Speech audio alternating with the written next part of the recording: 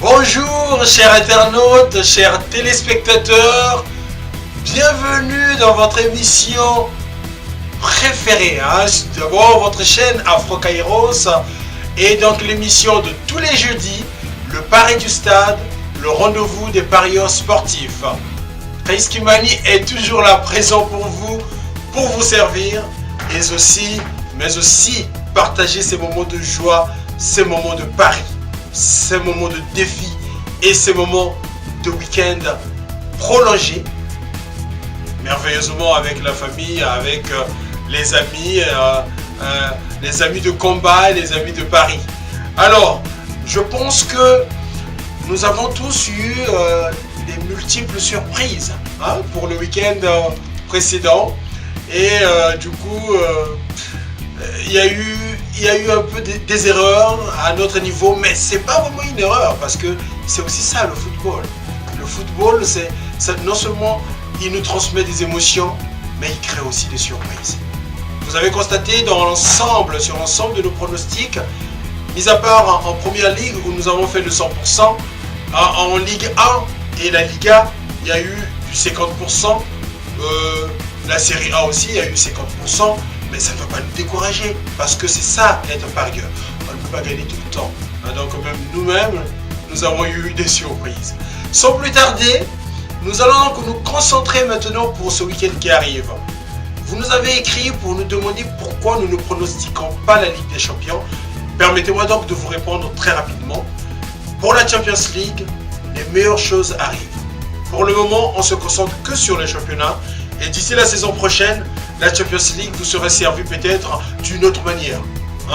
Donc, rassurez-vous, vous ne serez pas déçus pour la Champions League. Et donc, pour ce week-end, nous allons commencer avec la Ligue 1. Puisque c'est la 11e journée,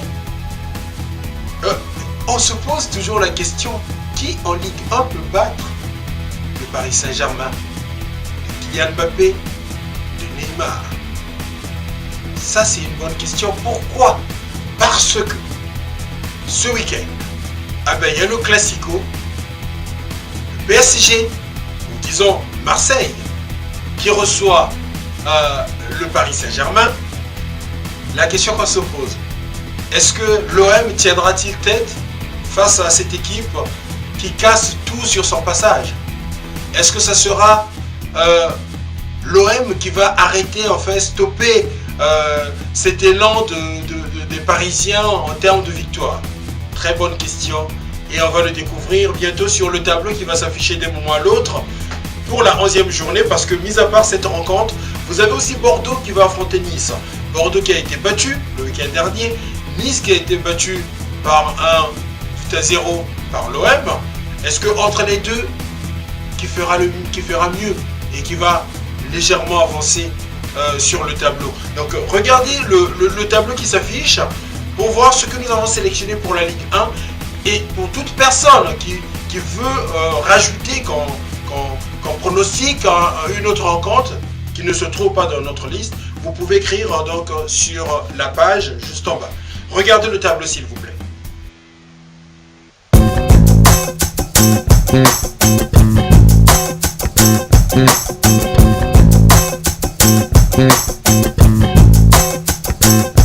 Très bien, donc vous avez constaté qu'avec la Ligue 1, la 11e journée, nous avons pris certains clubs parce qu'il faut faire une rotation et parce que c'est important de ne pas se concentrer que sur les clubs majeurs. Il faut donner aussi cette possibilité à d'autres clubs de se faire connaître et surtout pour ceux qui ont des résultats exceptionnels. C'est l'exemple de Lille, c'est le cas de Lille qui est deuxième du championnat. Sans plus tarder donc, nous allons maintenant attaquer avec la Liga. Ah oui, je vois déjà vos sourires derrière vos écrans. Pourquoi la Liga? Parce que c'est le Classico. Mais c'est un Classico très tendu. Pourquoi? D'une part, Cristiano Ronaldo n'étant plus en Espagne. D'autre part, un certain Lionel Messi blessé. On ne peut pas se réjouir parce que l'autre est blessé, mais c'est une bonne nouvelle pour les Madrilènes. Pourquoi? Parce que l'absence de Messi va pousser Valverde de voir un peu sa composition et de donner peut-être l'opportunité à Ousmane Dembélé, à Malcolm de se faire voir. Et c'est aussi une belle opportunité pour le Real Madrid, les hommes, la troupe de Julen Lopetegui, de remotiver, remobiliser un peu son effectif et donner cette opportunité à Gareth Bale, à Asensio, à toute son équipe, à toute l'attaque, de se faire voir et pourquoi pas de se racheter parce que avec ce Classico, certainement, son sort sera scellé. Donc, avec la Liga, je vous invite de regarder ce tableau, c'est très important. Nous serons tous concentrés pour voir les différentes rencontres, mais en particulier le Classico. Donc, je serai moins bavard. Je vous invite de regarder le tableau pour la Liga qui va donc affronter, c'est la 10e journée, j'allais plutôt vous préciser. Regardez s'il vous plaît.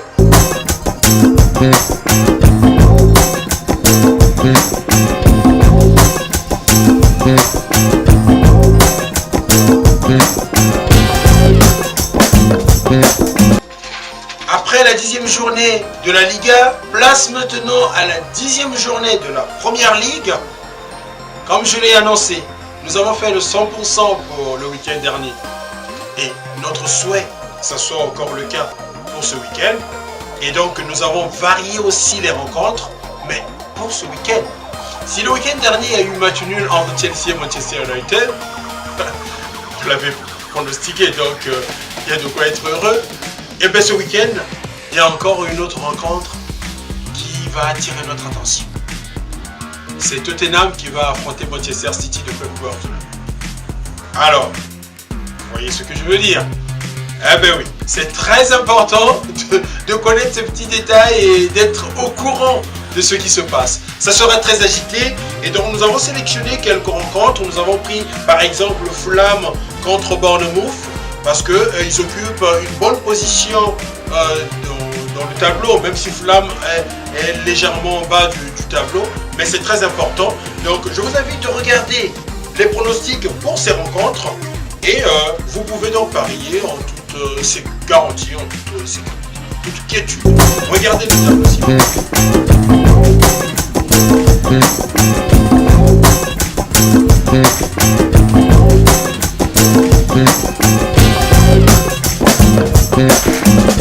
Après la 10e journée de la Liga, 10e journée la Première Ligue, maintenant 10e journée pour la Série A. Il y a eu une surprise, personne ne s'attendait à cette surprise. Le match nul de Genoa contre la Juve, Cristiano Ronaldo a marqué, mais la Juve s'est arrêtée. 0 défaite, certes, mais c'était un message. Et ce message, je pense que pour ceux qui ont suivi la Champions League, vous allez constater que la Juventus s'est donné à fond, mais il y a eu un moment où il y a eu une fatigue qui se ressentait. Alors, pour ce week-end, est-ce que ça sera le bon moment pour Empoli de frapper fort, de créer cette surprise? Sachant que Empoli, en fait, occupe pratiquement la dernière case du championnat. Donc, c'est carrément le dernier qui affronte le premier. Et si la Juve perd cette rencontre et que Napoli gagne, c'est Napoli qui sera donc à égalité avec la Juve, mais qui risquera de prendre la tête de ce championnat. Donc la question qu'on se pose comme en France avec la Ligue 1, le PSG, on se dit mais qui peut donc battre cette Juve? Et ce week-end, vous aurez la réponse sans doute. Mis à part cette rencontre, vous avez déjà le tableau qui s'affiche sur vos écrans. Il y a le Milan qui a été battu dans le derby, le Classico ou encore le Calcio Italiano, et le Milan a été battu par l'Inter de Milan, le but de Icardi. Est-ce que les hommes de Gattuso sont assez surmotivés pour oublier cette rencontre et aller de l'avant parce qu'ils vont affronter Sampdoria Gênes et c'est pas du gâteau. C'est pas du gâteau. Et quelque part, vous avez Naples qui va affronter Rome, mais aussi la Lazio qui va jouer contre l'Inter de Milan. Donc vous avez des rencontres tellement électriques, tellement appétissante que on ne peut que parier. On ne peut pas hésiter, on ne peut que parier, on ne peut que se fier au pronostic de l'équipe Afro Kairos, le pari du stade, le rendez-vous des parieurs sportifs. Donc regardez le tableau pour la série A et vous pouvez donc jouer comme nous le faisons. Regardez s'il vous plaît.